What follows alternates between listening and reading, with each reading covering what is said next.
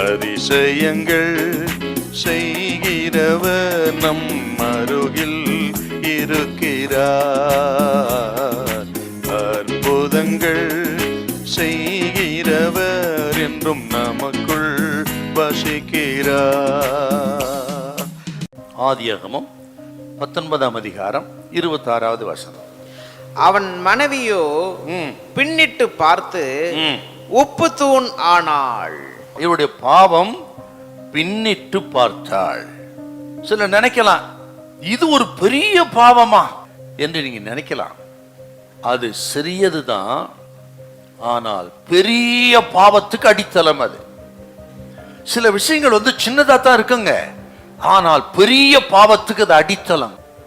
சின்ன பாவம்னு விட்டுறப்படாது. நீங்க இது சின்ன விஷயம் சொல்லி அஜாக்கிரதையா இருக்கக்கூடாது. நீங்க இதுக்கா ஆண்டவர் என்ன தண்டிக்க போகிறார், இதுக்கா ஆண்டவர் என்ன இதை செய்ய அதை செய்ய போகிறார் என்று சின்ன பாவம், சின்ன காரியம், சின்ன ஒரு அந்தரங்க பாவம், ரகசிய பாவம்னு கண்டு காண விடப்படாது.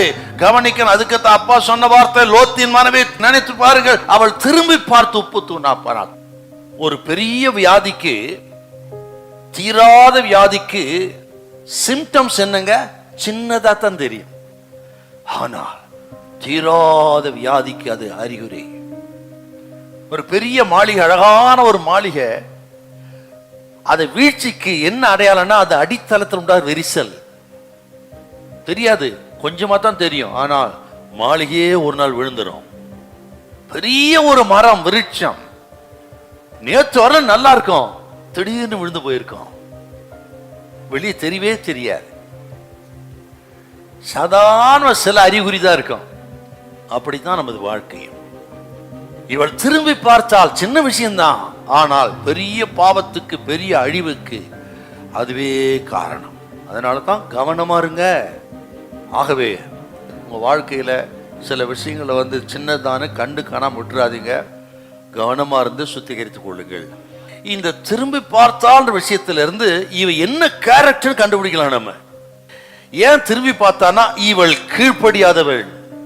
கீழ்ப்படியில என்னதான் நீதிமானி மனைவியா இருந்தாலும், இத்தனை சிலாக்கியங்கள் இருந்தாலும் கீழ்ப்படிதல் இல்லைன்னா ஆண்டவர் அங்கீகரிக்க மாட்டாரு.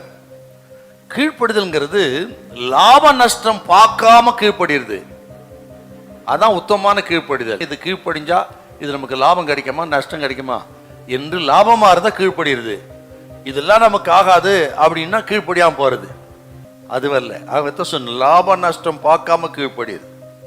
ஆகவே சொல்றத அப்படியே கேட்டு, இதோ நான் ஆண்டவருக்கு அடியேன்னு சொல்லி நீங்க அப்படியே நீங்க கீழ்ப்படிந்து பாருங்களேன். சில நேரத்தில் கஷ்டமா இருந்தாலும் அதன் ஆசீர்வாதம் பெரிதா இருக்கும். இந்த உலக பிரகாரமான எல்லா தேவைகளை கர்த்தர் கொடுத்து அற்புதமா நடத்துவார், கைவிடவே மாட்டார். ஹல்லேலூயா, ஹல்லேலூயா.